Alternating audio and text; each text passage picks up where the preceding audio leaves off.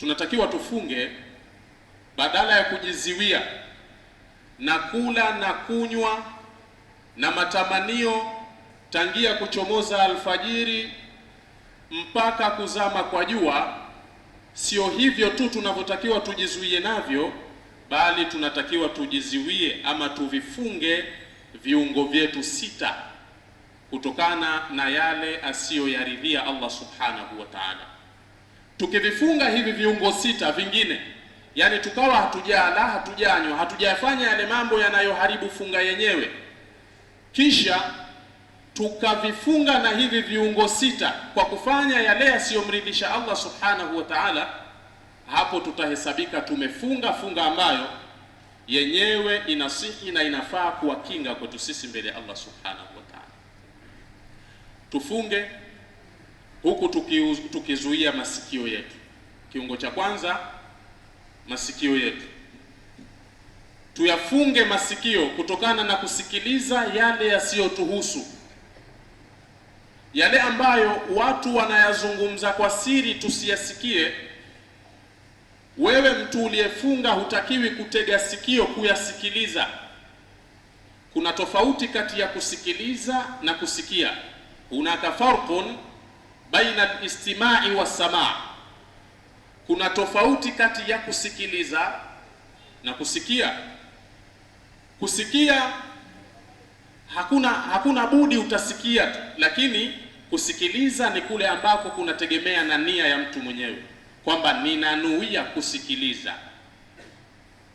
Sasa ikiwa watu wananong'ona kwa siri, hawataki wengine wasikie, wewe uliyefunga hutakiwi kunyemelea mazungumzo hayo, kuyasikiliza. Ukifanya hivyo, ukae ukijua tayari katika jumla ya yale malipo uliotakiwa kulipwa, kama ilikuwa malipo ni 100, umeshapunguza kiasi fulani cha malipo.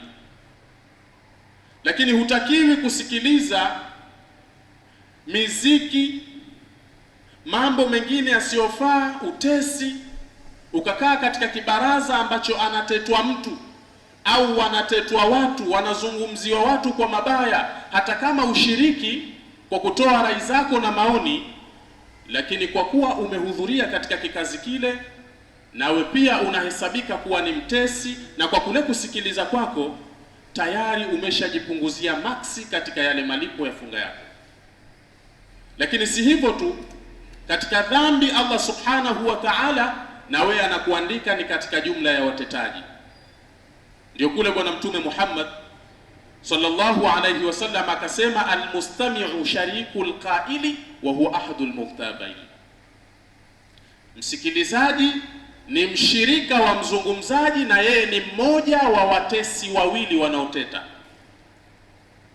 Akikujilia mtu na habari za kuteta, habari za umbea, nyanyuka, ondoka, au mwambie hapana, mimi nimefunga, sitaki kusikiliza habari kama hizo.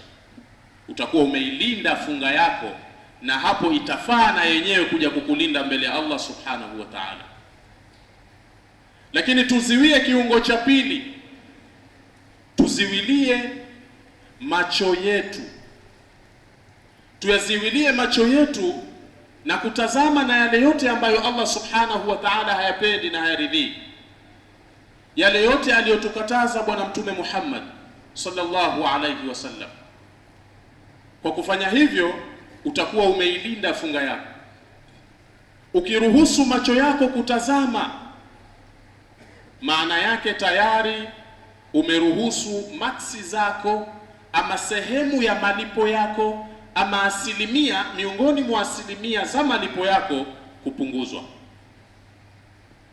Kiungo cha tatu, tuzilinde ndimi zetu kutokana na kuzungumza yasiyofaa, kuzungumza yale yasiyompendeza Allah subhanahu wa ta'ala, kuongopa.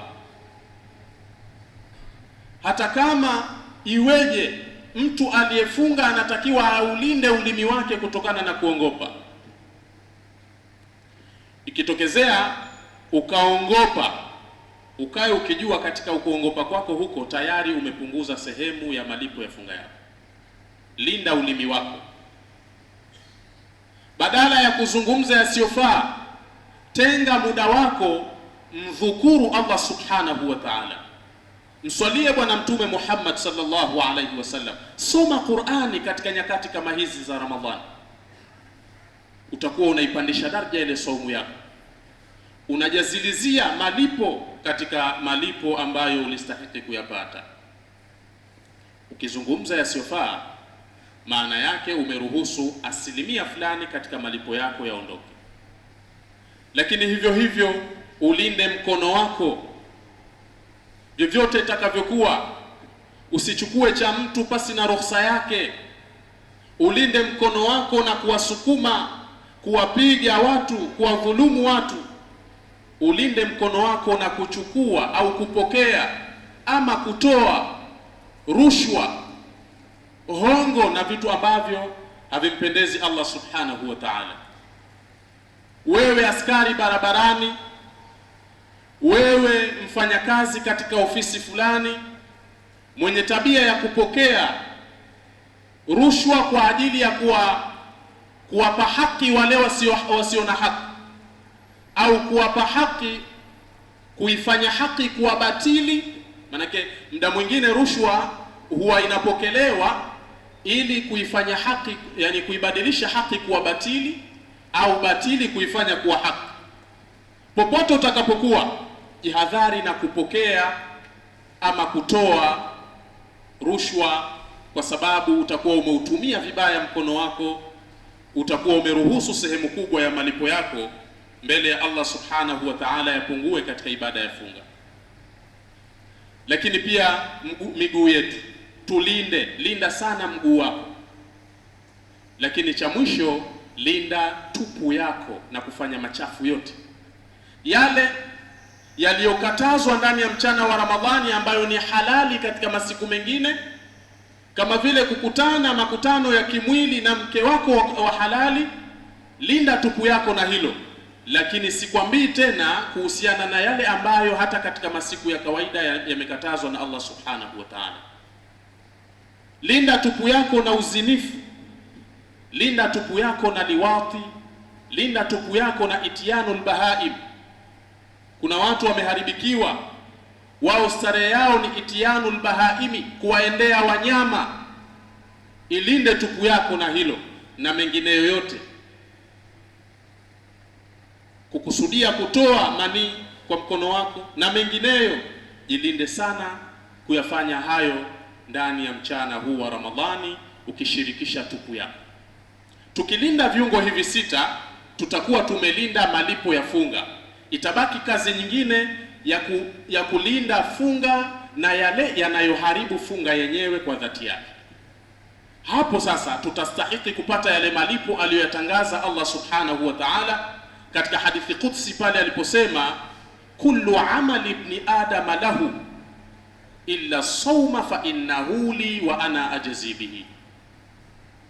Mwenyezi Mungu anasema kullu amali ibni adama lahu, matendo yote anayoyatenda mwanadamu ni ya kwake yeye mwanadamu, illa sawma, isipokuwa funga tu, fa innahu li, funga ni ya kwangu mimi Mungu, wa ana ajzi bihi, na mimi Mungu ndiye ninayelipa malipo ya funga.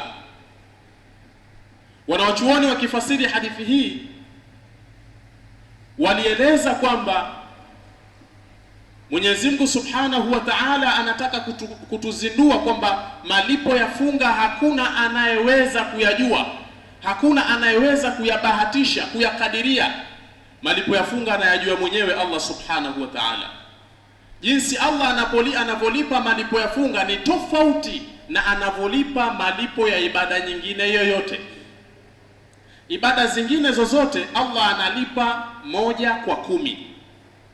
Idha ahsana ahadukum islamahu fakullu hasanatin ya'maluha tuktabu lahu bimithli bi'ashri amthaliha ila 700 dhifin wa kullu sayyi'atin ya'maluha tuktabu lahu bimithliha. Moja unalipwa 10, na ukilifanya kwa ikhlasi, ukilifanya kwa itikani, likawa halina ria ndani yake, inawezekana ukazidishiwa malipo yakafika mpaka 700, 1 kwa 700. Ndio maana akasema kullu amali ibn adam lahu, matendo yote ya mwanadamu ni ya kwake. Kwa nini ya kwake? Kwa sababu mwanadamu yupo katika nafasi ya kuweza kukaa na peni na karatasi akafanya tathmini ya malipo aliyoyapata katika amali hizo. Ukiswali swala moja unalipwa malipo ya swala 10. Ukitoa moja unapata 10. Anakaa na peni, anadhibiti, hapa sasa nimepata 10, nimepata 10, nimepata 10.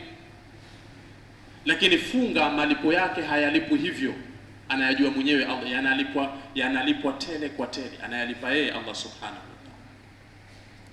Sasa ni ajabu ibada yenye malipo ya namna hii, wewe mpaka unachwewa jioni haujapata hata moja. Hii ni ajabu, na wako watu wengi wanapitia hali hiyo, tangu alfajiri mpaka jioni hawapati hata moja, pamoja malipo yanatolewa tele kwa tele.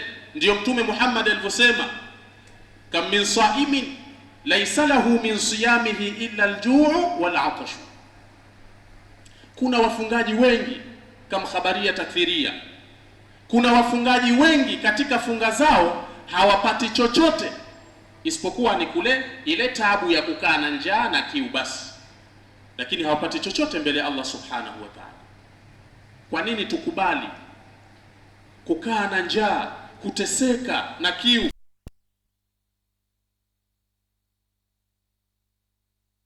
Kitu katika tabu hiyo tuivae subra hii, na subra Allah subhanahu wa ta'ala amesema malipo yake ni pepo. Sasa tuivae subra hii mwezi mzima, halafu tusiipatie matunda, tutakuwa tumefanya kazi bure. Tuivae subra hii, tuikubali adha na tabu tunayoipata, hali ya kuwa tunapata thawabu nyingi nyingi. Funga zetu zitakuwa zimesimama sawa sawa, na funga zetu hizo zitafaa kwenda kutuokoa mbele Allah subhanahu wa ta'ala. Tuzikinge na mambo yanayoharibu malipo ya funga. Inna Allah tabaraka wa ta'ala yaqul ba'da a'udhu billahi minash shaitani rrajim wal 'asri ila akhir sura. Barakallahu li wa lakum bil Qur'anil karim wa nafa'ani wa iyyakum bil ayati wa dhikril hakim. أقول قولي هذا لي ولكم ولجميع المسلمين والمسلمات فاستغفروه إنه هو التواب الرحيم وهو البر الكريم. ودعوا الله وأنتم موقنون بالإجابة.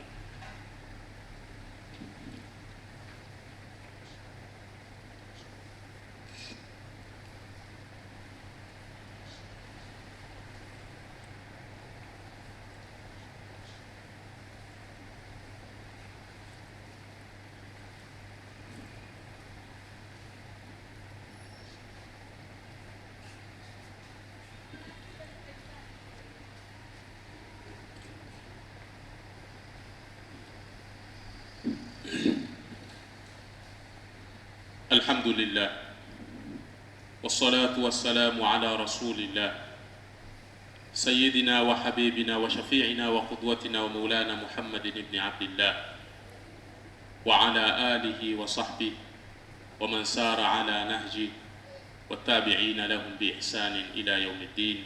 ثم أما بعد. Baada ya kumshukuru Allah na kumwombea ziada ya rahma mpenzi wetu Mtume Muhammad sallallahu alayhi wasallam, nichukue fursa hii kwa mara nyingine tena kuwahusia. Wakati huo ndio ninajihusia na mimi katika swala zima la kumcha Allah subhanahu wa ta'ala. Hatuna sisi mafanikio nje ya kumcha Allah subhanahu wa ta'ala. Tumche Allah na yale yote ambayo tunayoyatamani tutayapata chini ya mwamvuli wa kumcha Allah subhanahu wa ta'ala. Ndio Mwenyezi Mungu alivyosema, wa man yattaqillaha yaj'al lahu makhraja, yule atakayemcha Allah, Allah atampa mtu huyo makhraj. Abdullah ibn Abbas akifasiri makhraj katika aya alisema ayunjihi min kurbati dunya wal akhirah. Ndio makhraj. Makhraj maana yake Allah atamuokoa mtu huyo kutokana na matatizo yote ya duniani, lakini kutokana na matatizo ya kesho akhera.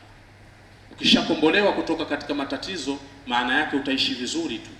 Tutaishi vizuri hapa duniani tukimcha Allah, tutaishi vizuri kesho baada ya kuondoka hapa duniani. Nimuombe Allah subhanahu wa ta'ala atujalie nguvu ya kupambana na nafsi zetu kuzielekeza kwake, lakini kuzitoa katika njia zingine zisizofaa na ambazo yeye Allah subhanahu wa ta'ala haziridhi.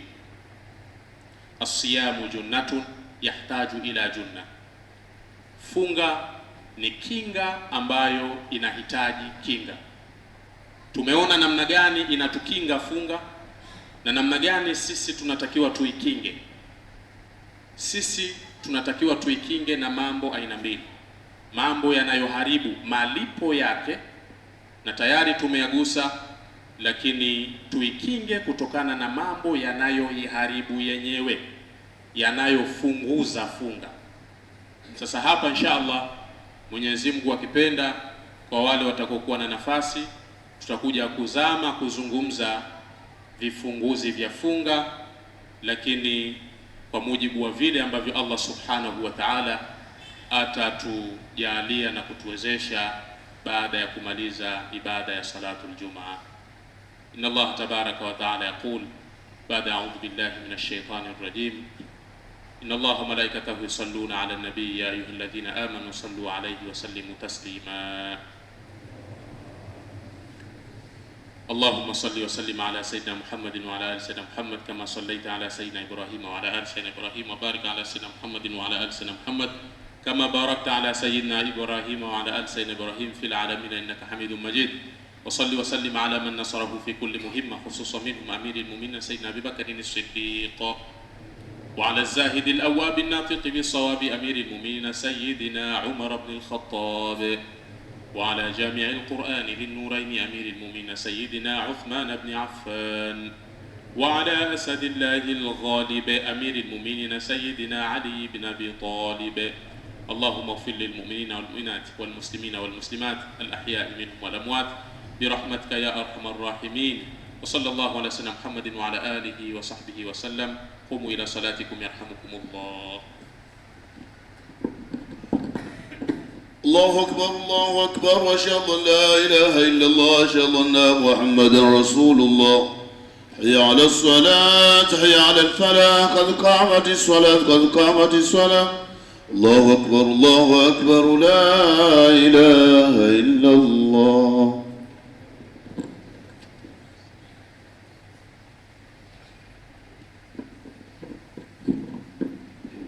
سووا صفوفكم يرحمني ويرحمكم الله. Tunyoshe safu, na wale tulioghafilika kudhibiti simu zetu mpaka sasa, basi tudhibiti na tujitahidi kuwa hadhiri.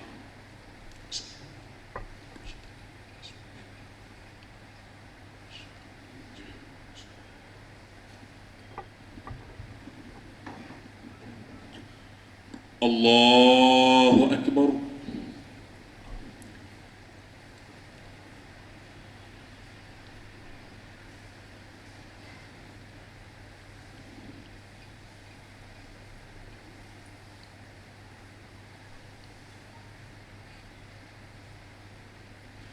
بسم الله الرحمن الرحيم.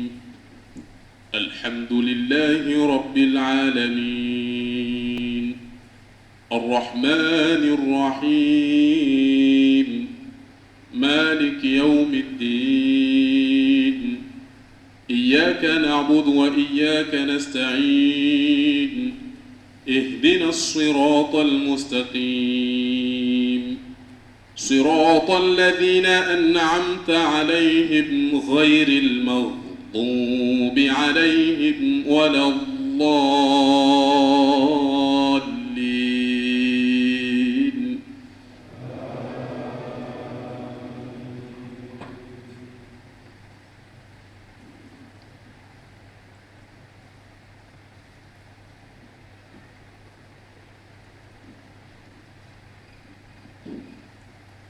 هو الذي بعث في الأميين رسولا منهم يتلو عليهم آياته ويزكيهم ويعلمهم الكتاب والحكمة وإن كانوا من قبل لفي ضلال مبين. وآخرين منهم لما ما يلحقوا بهم وهو العزيز الحكيم.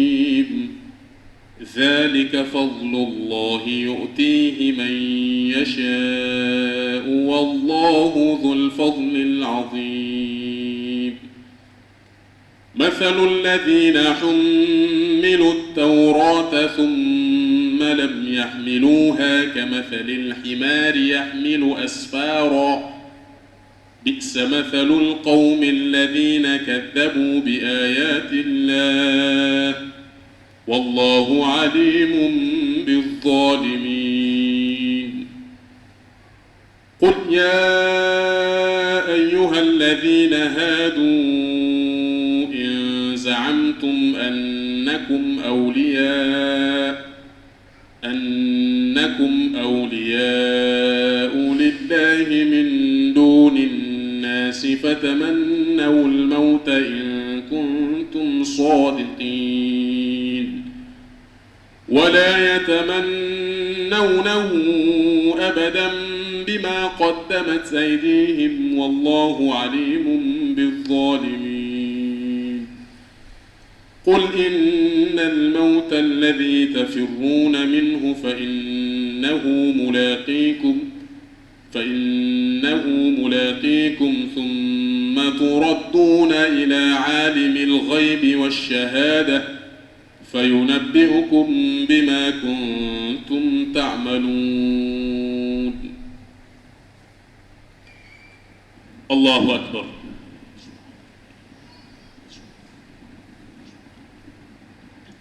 سمع الله لمن حمده.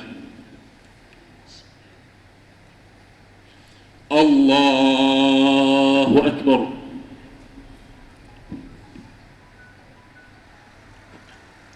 الله أكبر. الله أكبر.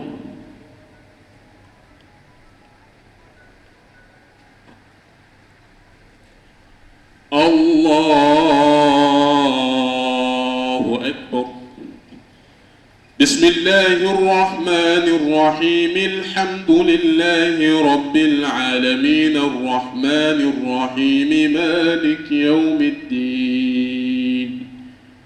إياك نعبد وإياك نستعين. اهدنا الصراط المستقيم صراط الذين أنعمت عليهم غير المغضوب عليهم ولا الضالين.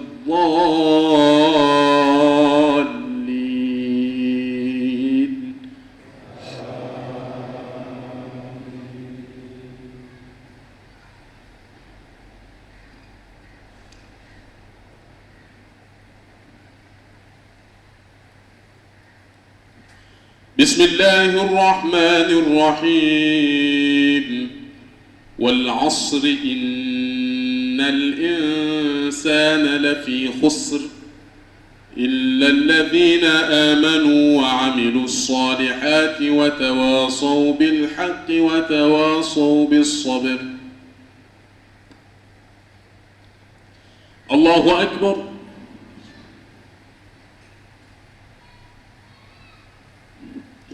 سمع الله لمن حمده.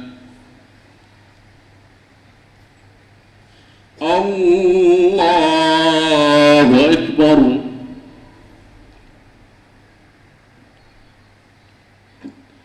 الله أكبر. الله أكبر.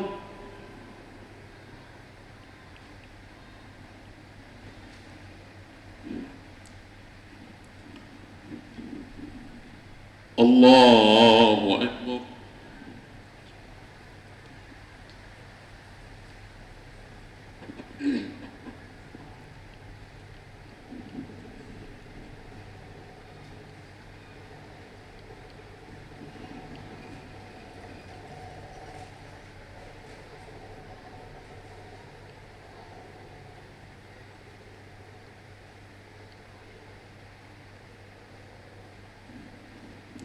السلام عليكم ورحمة الله. السلام عليكم ورحمة الله.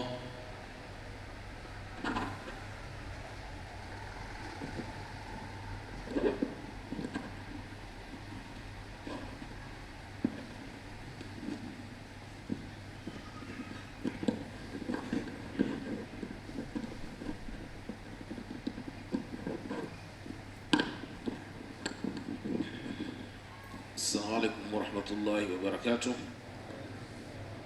Alhamdulillah, thumma salatu wassalamu ala rasulillah sallam, amma ba'd. Islam, naomba tuwe na utulivu. Hili mara nyingi sana hulirudia na tunalirudia kwa sababu yetu sote. Sisi ndio tunafaa tuambizane, tukumbushane, tueleweshane. Uislamu ukoje? Uislamu unaelekezaje? Uislamu sio dini ya kihunihuni. Uislamu ni dini yenye nidhamu, kiasi cha kwamba Uislamu ilikuwa ni mfano wengine waupate ndani ya Uislamu. Sio sisi Waislamu tutafute mfano ulio mzuri kwa wengine. Kwa nini wenzetu katika ibada zao wanakuwa na utulivu, lakini pia wanaamini kile ambacho walichokiendea pale? Sisi kwa nini tunakuwa tofauti? Sisi kwa nini tunakuwa tofauti? Alafu ifike mahali tuonekane sisi kama vile tunatafuta pa kujifunza. Mbona wenzetu wanakuwa hivi? Ala, hilo walitakiwa wao watu nasibishe sisi. Mbona wenzetu Waislamu katika lao wako hivi? Ndio maana tunasema Waislamu, hebu tujaribu sana wakati mwingine kujilazimisha. Kwa sababu gani?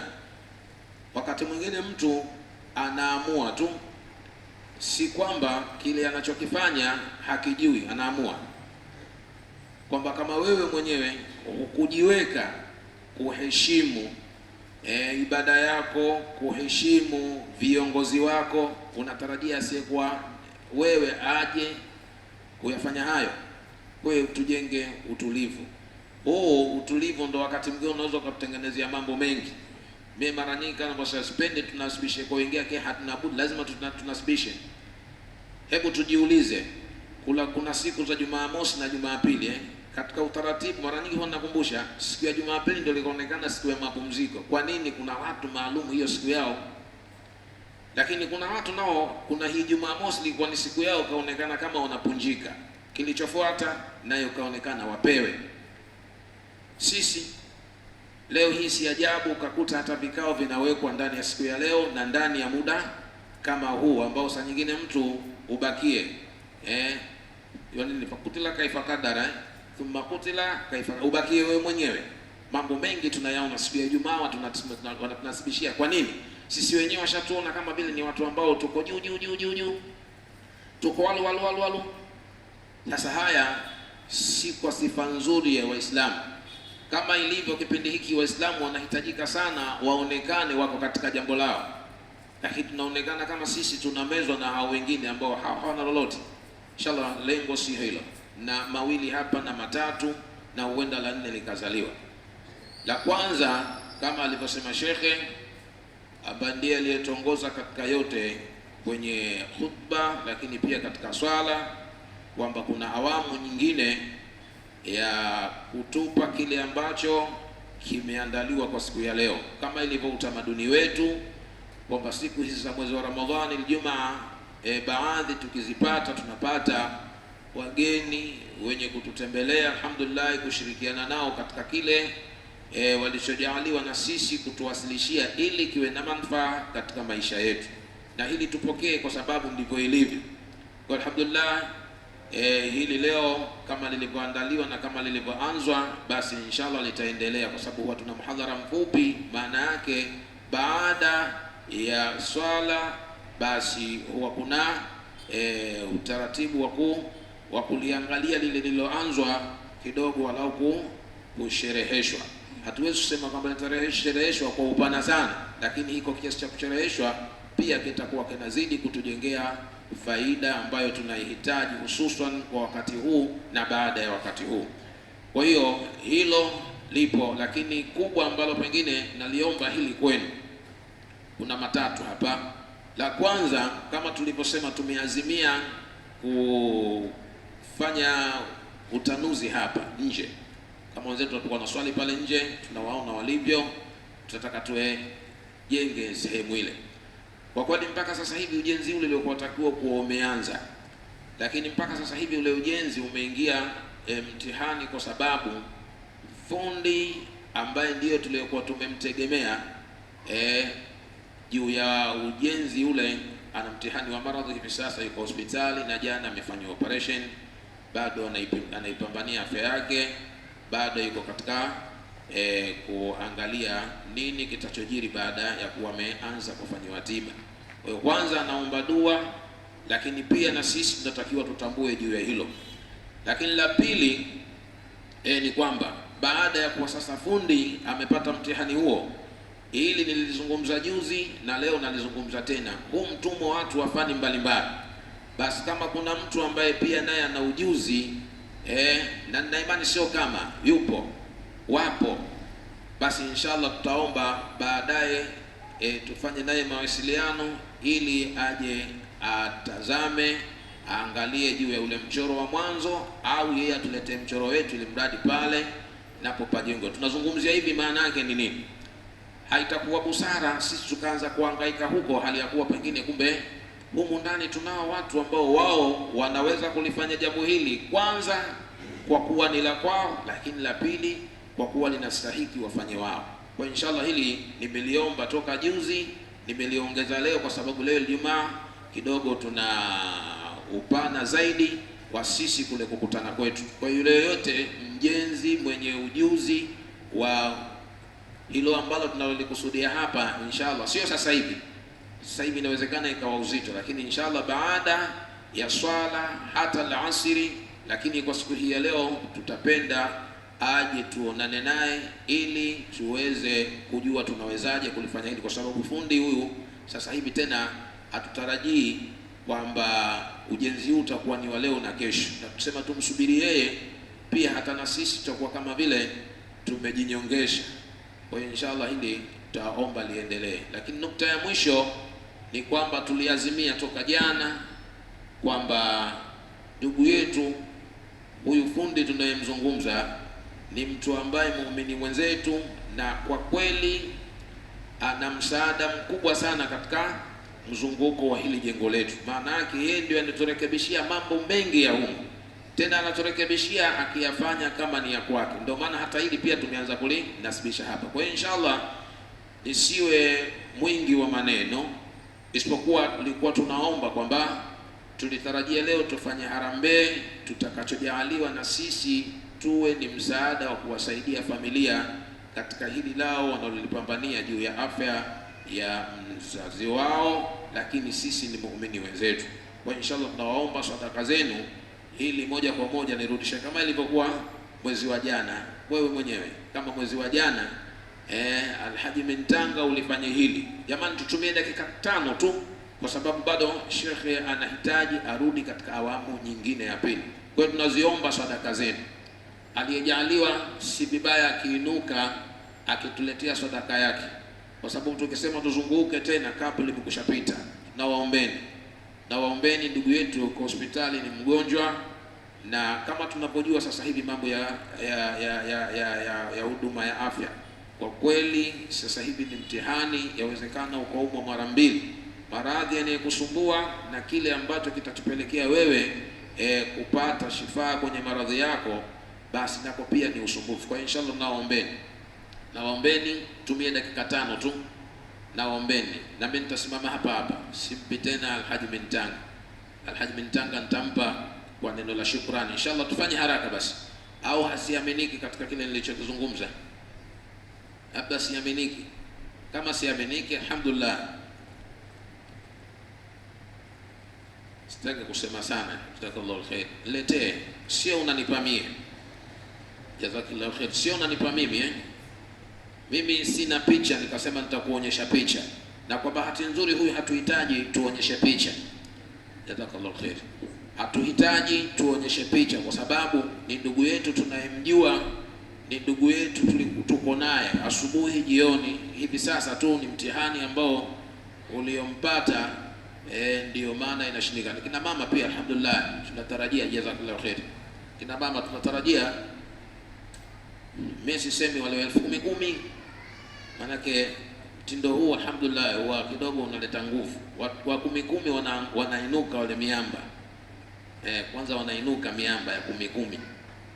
Halafu wanaambiwa wa 5 5, halafu inashuka mpaka shilingi 100 inafika.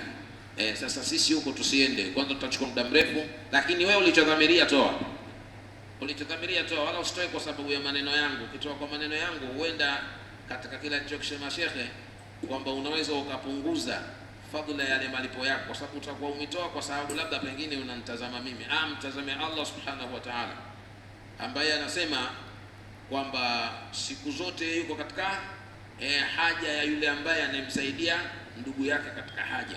Kwa hiyo inshallah tufanye haraka. Mimi sina maneno mengi hapa, nikitizama zinaleta unyonge kwa sababu naona buku tu.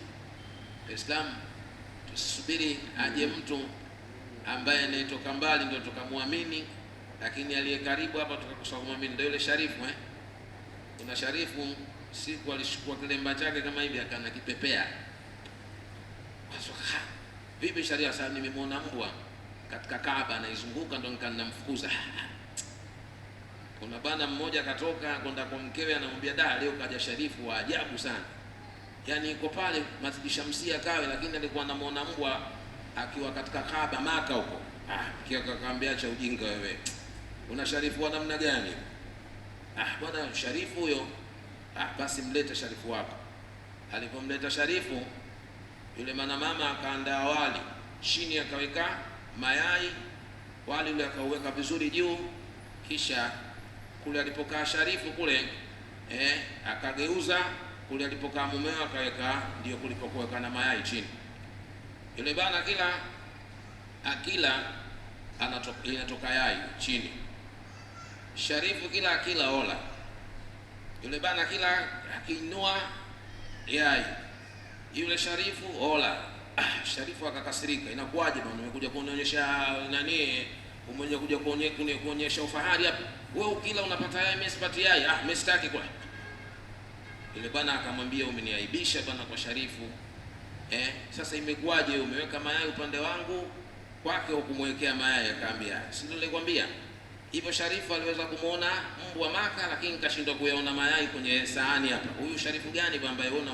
Kwa hiyo ina maana ifika mahali mnawaamini watu wakitoka huko, lakini tunashindwa kuaminiana sisi. Haipendezi. Inshallah mimi sitaki tuchukue muda mrefu sana, kwa sababu tuna mengi. Ijumaa ndo mara nyingi kwa tunaiogopa, lakini kwa kweli kama ninaona kuna unyonge. Sheikh Hassan, fanya haraka sana hesabu ili nijue kama nikishindwa kupata 100,000 inawezekana nikaanza kuvua kilemba pengine na kofia na hili joo, maana leo nimejitia joo kwa kufanya kama mkubwa, kumbe mtu mdogo sana, mimi sina maana. Tukishindwa kupata 100,000 naanza kuvua kilemba hapa na huwa na joho. Manake naona mimi kumbe nilijitumua tu nikajiona kama mkubwa. Naona sina ukubwa. Jazakallahu khairan. Inshallah, shukrani. Fanya haraka Sheikh Hassan. Tumpishe Sheikh hapa. Alhamdulillah, tuzidi kupata faida. Mwezi wa Ramadhani kwa bahati njema tumeishi nao. Kiasi tulichoishi alhamdulillah si haba. Leo 9, ingawa kuna wengine leo wanakamilisha 10 la kwanza, maana yake theluthi moja hiyo inakatika. Sasa hakuna uzima tena katika kitu kilichokamilika, maana yake tayari upungufu ushapatikana katika mwezi wa Ramadhani. Maana yake tushapungukiwa fadhila nyingi ambazo pengine katika haya masiku yaliyotupita tumeshapungukiwa. Sasa isije ikafika na huku kulipobakia kukawa na hasara zaidi. Kwa inshallah leo tumepata faida kubwa na tuendelee kuzidi kupata faida. Shingi basi walau 10,000 ongezeni inshallah. Alhaji kanambia hivi ili walau kulinda, maana nishaanza kukushika mkononi hapa, ndio nimeanza kuonyesha mfano. Hatua ya pili nitavua joho hapa kama nilivyosema. Alhamdulillah jamani, ninakirudisha kitambaa changu hapa, bado ninaendelea kuwa mkubwa. Shekhe, inshallah shekhe, tuendelee na awamu yetu ya pili. Kama tulivyosema, muhadhara wetu mfupi. Kwa nini? Kwa sababu muhadhara ni mpana sana, lakini inshallah kwa kadri tutakapojaliwa vijana wetu alhamdulillah tupe faida hiyo.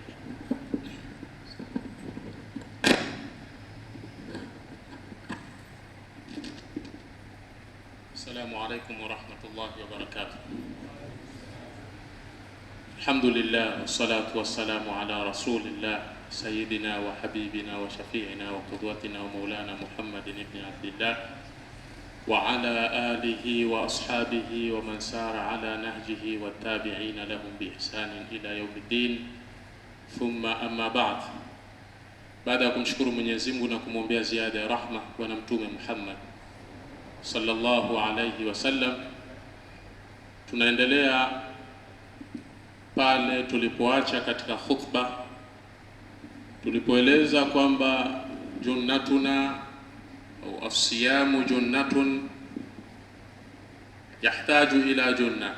Tukasema funga ni kinga yetu sisi, na kinga hii inahitaji na sisi tuikinge. Tukaeleza kwamba sisi tunatakiwa tuikinge kwa aina mbili. Aina ya kwanza ni kuikinga funga yetu kutokana na mambo yanayoharibu malipo yake, lakini tukabakisha aina ya pili, nayo ni kuilinda ile funga kutokana na yale mambo yanayoifungua ile funga au yanayoiharibu ile funga yenyewe. Kwa nimesimama kwa dakika hizi chache tugusie pale, tutaje mufsidatu siyam. Mufsidatu siyam ziko nyingi, mambo yanayofungua, mufattirat, mambo yanayofungua funga ya mtu. Lakini miongoni mwa hayo ni kula na kunywa. Kula na kunywa ni katika mambo yanayofungua funga ya mtu. Lakini kula na kunywa ni ibara nyepesi katika masikio yetu, lakini inawezekana eleweko lake wako watu miongoni mwetu hawajui eleweko la kula na kunywa. Kwa kabla hatujataja hayo mengine yote yanayofungua funga, ningeonelea sisi tunase hapa katika kula na kunywa, na inshallah kama wakati tutaendelea kuwa nao tutagusa na vifunguzi vingine, wa ila inshallah wazee wangu hawa watakuja kumaliza katika nyakati zingine. Kula na kunywa, wanawachuoni wetu wa madhhab ya Imamu Shafi'i walitengeneza kauli au dhabit, wanaita dhabit. Dhabit ni ile kanuni iliyotengenezwa kwa ajili ya kuelezea hukumu ya mlango mmoja tu, halafu kuna qaida. Qaida hiyo sasa ndiyo kadhia kullia, inaweza ikahusika na mlango huo na milango mingine. Wapetengeneza kanuni inayotuelekeza kuhusiana na kula na kunywa, wakasema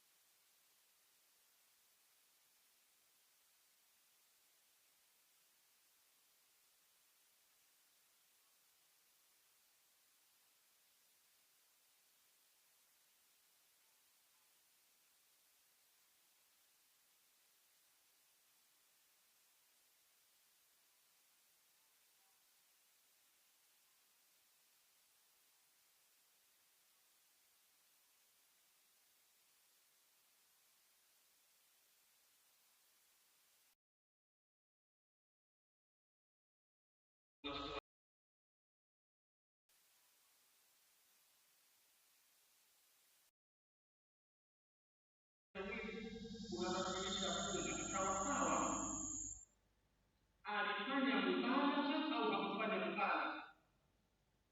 Mfano,